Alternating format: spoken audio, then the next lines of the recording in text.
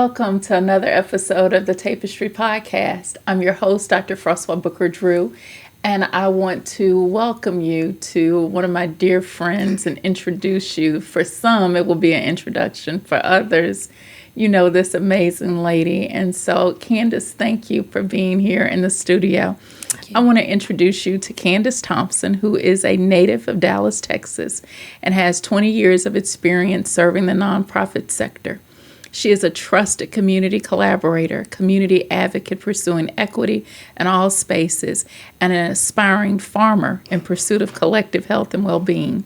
By day, she is a community philanthropy officer for Communities Foundation of Texas, where she forges and fosters synergistic relationships with and amplifies the work of North Texas nonprofits, supporting capacity and asset-building efforts to help create a community that is thriving. Prior to joining CFT, she served as the community outreach manager for Baylor Scott White, where she managed community relations, a team of 30 state-certified community health workers, and led initiatives to decrease health disparities through the provision of evidence-based health and wellness programming for nonprofit organizations and houses of worship throughout Dallas. Candace is an accomplished TedX speaker and Public Voices Fellow with the OpEd Project. She is currently a member of the City of Dallas Environmental Health Committee, was one of the founding members of Heritage Giving Circle, and is an active member of Alpha Kappa Alpha Sorority Incorporated, Soror. Yes, so wonderful to have you here, my friend and sister. Glad to be here. And Thank so you. I want to start with your journey because I met you some years ago, and I remember when we went to lunch at, it was a Mexican restaurant in El Corazon. You remember. And we started talking about your journey and what you want to do. And for me, it has been a gift to watch how you have blossomed and just gone. I mean, you have done so many amazing things. And so I'm blessed because I've had a glimpse into what you've been able to do. But I'd love for the audience to learn more about your journey because you've been in this nonprofit space for a minute. So how did you get started in this space? What drew you in? Wow. Let's see. Oh, gosh, what drew me in? I think it's just family, truly. I think it's just the rootedness of family. I'll say it starts there. It started at home, particularly with my grandparents and then with my mother and my brother because he was always so giving. But I think what really did is when I was in school, I was at Prairie View A&M University, and I first started there studying theater, and I loved theater. I just wanted to be in acting. That's what I thought that mattered at that time. And before then, I wanted to be a lawyer. So, got there, and I had a professor who told me he said, "Candace, theater is not what you want." And and I told him that I was going to do psychology, and he was like, "Candace, psychology is not what you want." And I was like, "Okay." He's like, he said the work that you're going to be doing is social work, and so at that time, I was, I'm 18, 19, and certainly didn't think that he knew me well enough. Although he was my professor over that summer and going into my freshman year. And interesting enough, I did go into psychology, and I did end up getting a master's in social work and public administration. However, it took a while to get to that point because I thought that social work just limited me to removing children from their homes, and I did not want to be the kiddie police. I did not want to, separate families. If anything, I wanted to bring families together, and so it was at that point, because I was doing that type of work. I was volunteering at school the whole entire time, and then I had called myself moving into banking because I moved back to Dallas. I didn't finish at Prairie View, started at PV, but finished at University of Texas at Dallas. And because my grandmother had gotten sick, and so I needed to be back home. to be close to her because we were very, very close.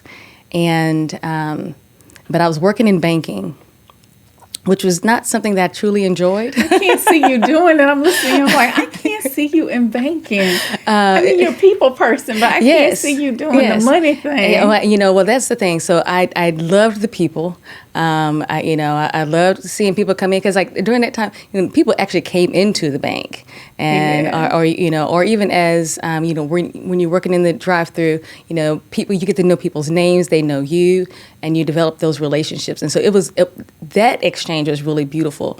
The part that was hard for me was trying to make sense of charging people for money that they do not have.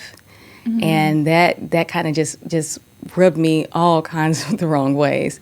And I knew it was a struggle for people. But yet, here you have an institution, I see you have $0, but yet I'm going to charge you $35 on top of the money that you don't have. Exactly. And couldn't make it make sense. And my heart was truly unsettled. And so during that time, I was trying to figure out, I had gone to school for psychology, but yet I'm working in banking, and I was like, this is not aligned. This is not what I've been called to do. And so then I started looking at, I can't remember how I got introduced to AmeriCorps, but I started looking at AmeriCorps programs. But then I narrowed it down. I said I needed to do a faith-based AmeriCorps program. So I narrowed it down to 2, and it was Lutheran Service Corps or Catholic Volunteers in Florida. And based off of the time of the year is how I chose which one I was going to pursue. Because Lutheran Service Corps, their application was due in February. And I was like, ooh, that's just too soon.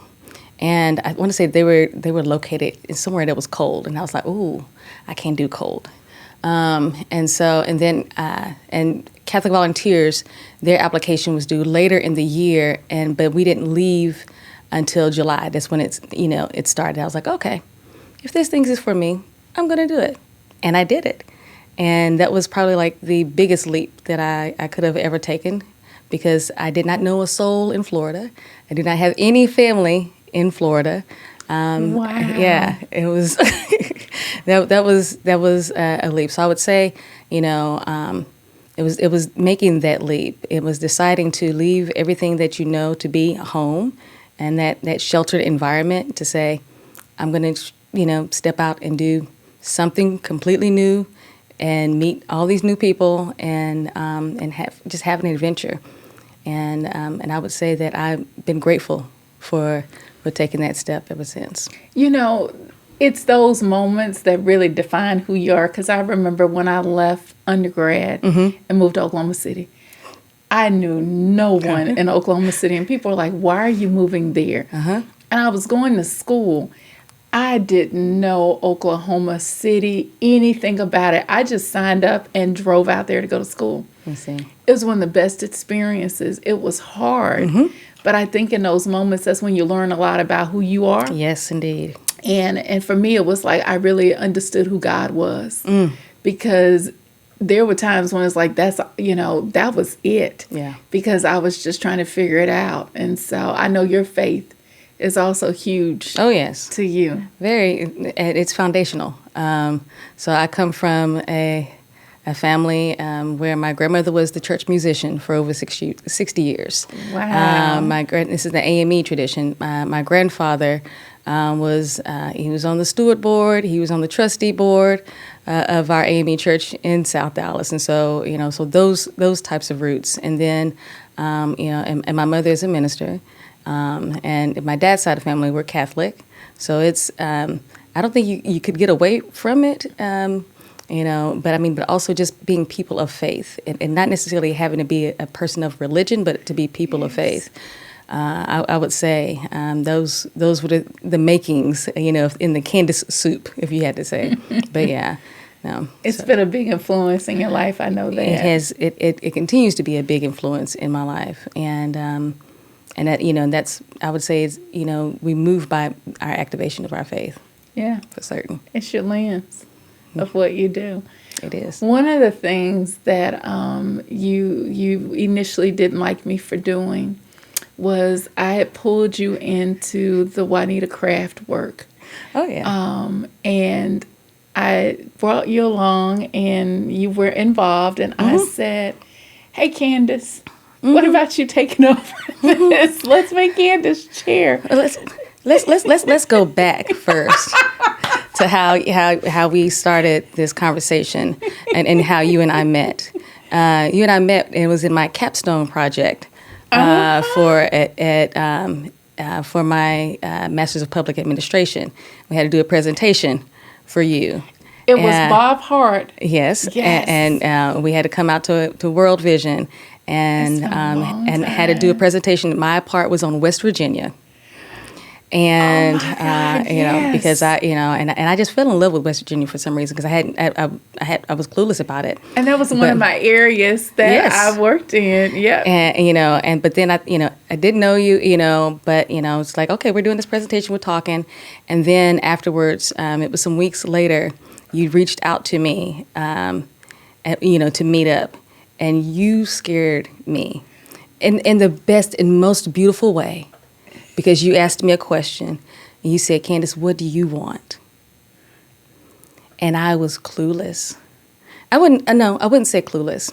I wanted a lot of things and didn't know how to, piece it together. But I appreciated you asking that question, because it forced me to ask myself that question and to start thinking, along those lines.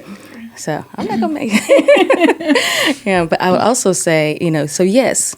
It was you and a couple of other elders. Yes, I had been involved, and but also but I had been involved like on on the peripheral side. I was like, okay, but like oh yes, I'm going to support whatever y'all want to do. I'm going to move. I'll bring the cake. Yes, you need cups and napkins, ice. I got you. But and I was like, no, ma'am. But no leadership. Yeah, you were like, no.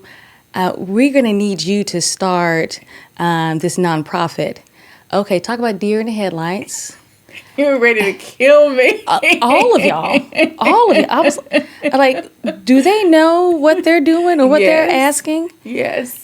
Because I certainly didn't. Yes. And but yes, and so I'm grateful for that confidence. That you all had in me, to initiate it. And look what you've done with it. Well, yes, but it's a we.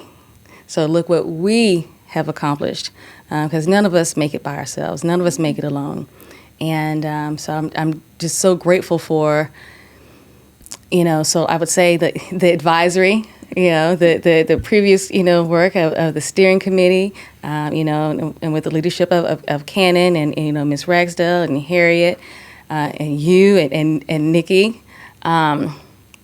But then, and then to get to this point now, like we have a full out nonprofit, and which I'm like, oh, we made it, the paperwork, they accepted the paperwork. But you did it. And now the museum is open. Yes. And it is quite remarkable. And now we're looking at what does it mean to be sustained? What does it mean to be accredited? What does it mean to have some robust programming and to initiate some community activation? Which is really exciting, because it's like we get to create some different change, but also to carry forward Mrs. Craft's legacy. And that's the thing that's so beautiful to me, is to see you carrying this woman's legacy. There's so many people in Dallas and around the country have no idea that Miss Craft was this woman who knew presidents. Oh, yeah. And that this was a woman who risked her life in the 30s setting up NAACP chapters. Mm-hmm. And that she was the first Black woman on the city council in Dallas. She was actually the second. Who was the first? I believe it was Miss Lucy Patterson. Really? Yes. Which is interesting, because a lot of times they do say that she was the first. Uh-huh. And so then, but you got to go back through the records. It was like Miss Lucy. I was like, oh, well, that's Lucy. Awesome. It is. But she was the first, Black woman to vote in a public election in 1944 in Dallas County. And she integrated State Fair, Texas. Yes, she did. She did. So she, and some other places, she was a remarkable woman. So the fact that you are continuing her legacy and doing this work, yes, ma'am, and keeping her memory alive is so important, which is why I knew I could nudge you to go, lead this. We need you. The thing about it is, when we think about it, we're all somebody else's legacy. Yes. And we're all, I think we're all charged with, yes, we all have our own assignments, but then sometimes our assignments are attached to others as well. And so it's important to, like when it's kind of like, I used to have this problem like in church, like when they ask you to do something in church, you can't say no. Yeah. It's one of those things, and you're one of those people it's hard to say no to anyhow. But the thing about it is like, you realize you have work to do. Yeah. Yeah. So. And I'm glad you're doing the work because a lot of people sit down. And the fact that you're continuing to stand up, even in your gentle, quiet way, that you're a force to be reckoned with. And so I appreciate what you're doing. You also do a lot in the food space because that's one of the areas, too, that I've been able to watch you do some amazing work. Why? What's your passion around food justice? And making sure that people have equitable access, because we know in South Dallas, an area that we both love and have worked in a number of different roles, that's a place that has not had that. So talk about, because you were the one who brought to my attention this term, food apartheid. Talk about that. Oh, wow. Also, you'll hear people talk about food deserts. And I was one of those people who was in that lane as well. But when you think about a desert has living things. A desert takes care of what's there is supposed to be there and can thrive in said desert. And when you think about food apartheid, which comes from Miss Karen Washington, who was a leader in the urban farming movement. Food apartheid is the denial of healthy, nutritious options. It's the denial of your right to a nutrient-rich life, and so for me, I think that's me and food have always had an interesting relationship, but at the same time of understanding, like food is tied to your health. Food is medicine. And, in what ways does our food industry, support our health, or does it, deplete and demote our health? And so looking at those things, particularly when I was in my role at Baylor, just kind of forced to take a deeper dive. And when you realize, I would even say like when I moved back home, because I moved back home from Florida in 2010, and I moved back home to Oak Cliff, to Southeast Oak Cliff, to be with my grandfather, and and just doing like our grocery shopping, and you're just kind of paying attention to what options you have, but also understanding the options that you do not have, but then the privilege of being able to have a vehicle to drive to stores across town or to make those types of decisions. And then you realize, I got people in my community who don't have these same privileges. But then, and I think another big part of it is when I had become familiar with the community health needs assessment and looking at it and feeling as though I had a responsibility, of helping our community reclaim our health. And for me, like one of the foundational ways to do that is through food.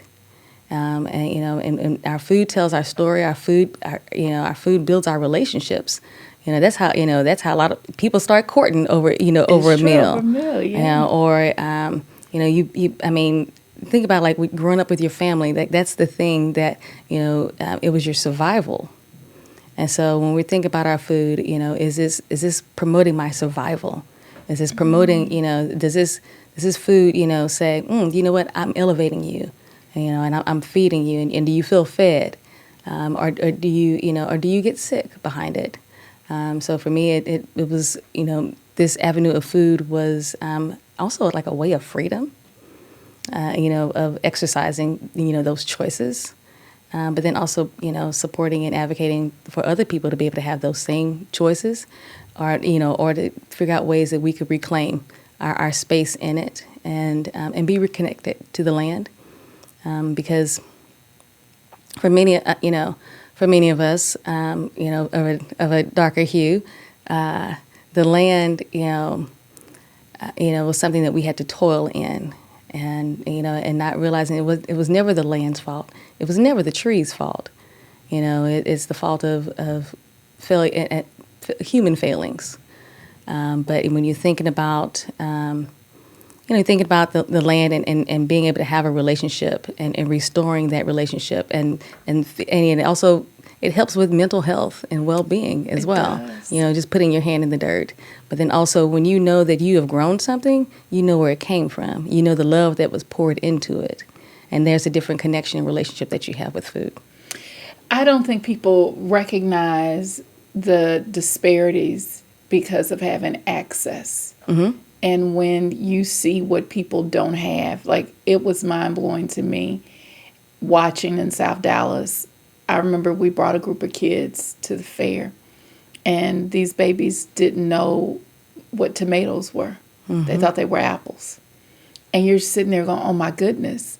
And that they didn't know that food came from the ground. They thought it was at the grocery store. Mm-hmm. It's like, no, it comes from somewhere. But the other thing, of many that was striking is choices. Yes. That I have, not only choices in my grocery store of all kinds of fruits and vegetables, I have choices in stores. Correct.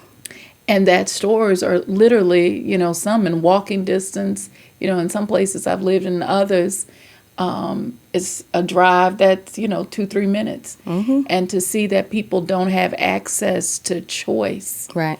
Is problematic in a society where we talk about health, but then we blame them. Correct. Because they don't eat well, but we don't see their options don't exist for them to. Right. And that's understanding, I guess, like the broader picture of, particularly in healthcare, it's 10% of your health and well-being, and 70% is your environmental factors. And so does that, so when you're, looking at a grocery store, but also just because you have a grocery store in your neighborhood doesn't make you healthy either. That's true. Because then what is your grocery store offering you? Chips. I'll never forget, I'm not going to say the name of the grocery store, but I'll never forget, I was in line, and it was at towards the checkout, and on the end cap, they had 40 ounces. And I took a picture. I put it on the Book of Faces, and I also called them. I said, "Is this what you think of us?" Because this is not what I think of myself, nor what I think of anyone in my community. But the fact that you thought it appropriate to put these, and when I say 40 ounces of beer, mm-hmm. You put in the checkout. And, usually, you can see water or pop or something. Candy. Yeah. But for you to put, because then also what message are you telling our kids, too? Thankfully, they removed it and thought better of themselves and put it back in the little section where it was. But, until, we start normalizing things that are never meant to be normal. Mm-hmm. And, until you say something about it or report it, or then people will keep doing it over and over again.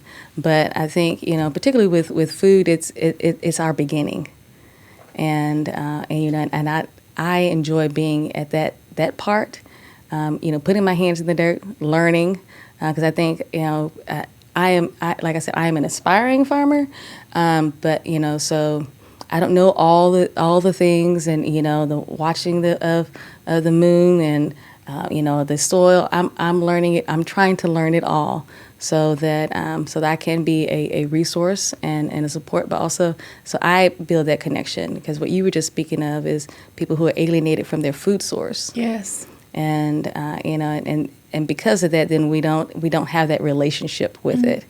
No, and when we do, it's typically not very healthy. It's one of survival, convenience. Yes, instead of thriving. Mm-hmm. And so you're in a position now where you're still hanging with nonprofits, but you're on the other side in philanthropy, working with CFT. What's it been like? Because I know when I did that transition, being on the other side, it was like, I get to give away money. Yes. Oh, this is so great. I have all this money to give away. And then when you start getting in that space, you realize it's not just giving money away. This has a lot more than just writing checks to it. Oh, yeah. Oh, there's so much research and responsibility that we have in trying to make sure that these funds are used well. What's been your experience in being in philanthropy now? It's been good.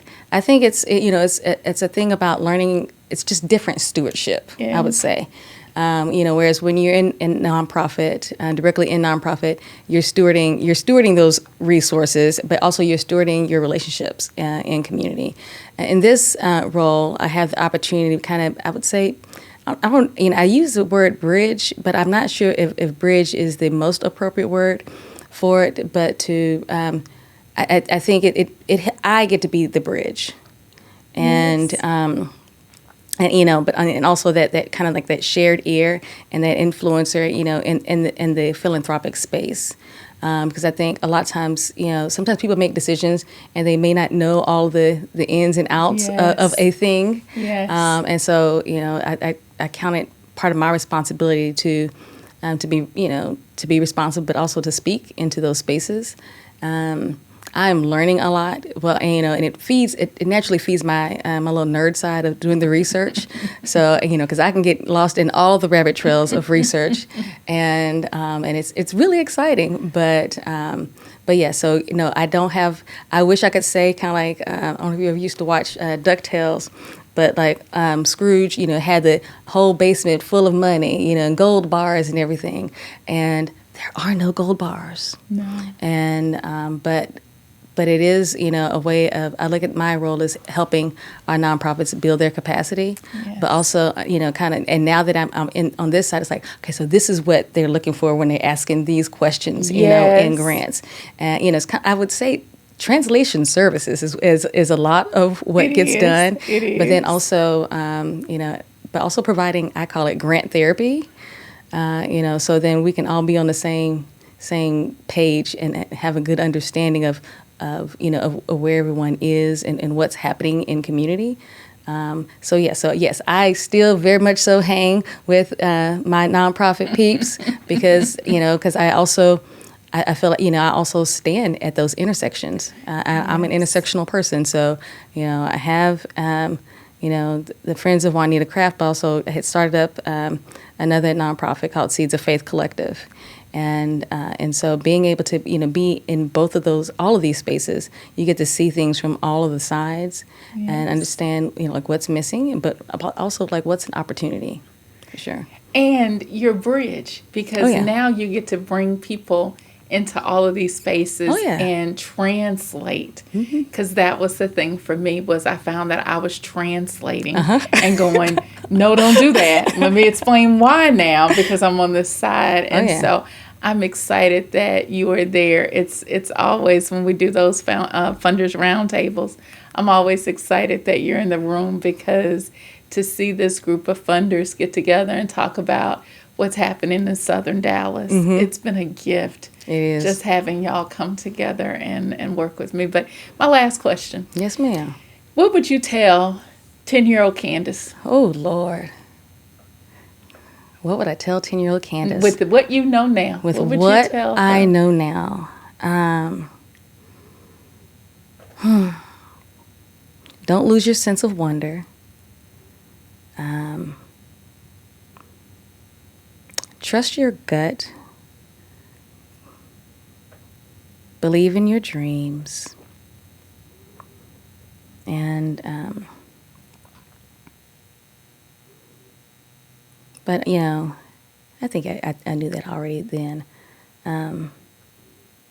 Just continue to value the relationships around you, especially my elders. They poured a whole lot, and I wish I recorded, their voices and those lessons. That's the thing I miss. I was talking about recipes. Yeah. And how I miss that I did not get that from my grandmother or my father. it's those things that you think you'll have forever and you don't. Yeah. So while we have the opportunity with those relationships, that's how we keep those legacies going. So thank you. Thank you for keeping all the legacies going and letting us nudge and pull you, because we know that you can do it. You're doing it. Yes, If people want to reach out to you without giving out your email at CFT, because I don't want you getting a whole bunch of requests from, we need grant funding. I'm like, Don't do that to her. But how could they find you on social media if they want to follow you and see the great work you're doing? Okay, so I am horrible at social media, and she is not on it. I will say I apologize. Sporadic. I am horrible at social media, but I'm on LinkedIn, and I am on the Book of Faces, also known as Facebook. With the Book of Faces. And, oh gosh, I think that's about it. LinkedIn and the Book of Faces. I can give you my personal email. Well, we're not going to do that because they will bombard you. Okay, well then that's how you're going to reach me, because I am horrible at the whole thing of social media. It is not a part of my good time. But if you're interested in Juanita Craft and coming to visit the house, you can come to the house at 2618 Warren Avenue, Dallas, Texas, 75215. Our website is www.friendsofjuanitacraft.org. Yes. So, but yeah. I hope people will check it out. So Candace, thank you for being here. You know I love you, and I love you. Thank you. Thank you. This has been another episode of the Tapestry Podcast, and I want to say thank you to ISP Creative. They are amazing. You all don't understand that I could not do this without them and the amazing Kaze Kier Drew. And so thanks again for tuning in, and check us out for more episodes like this one. Thank you.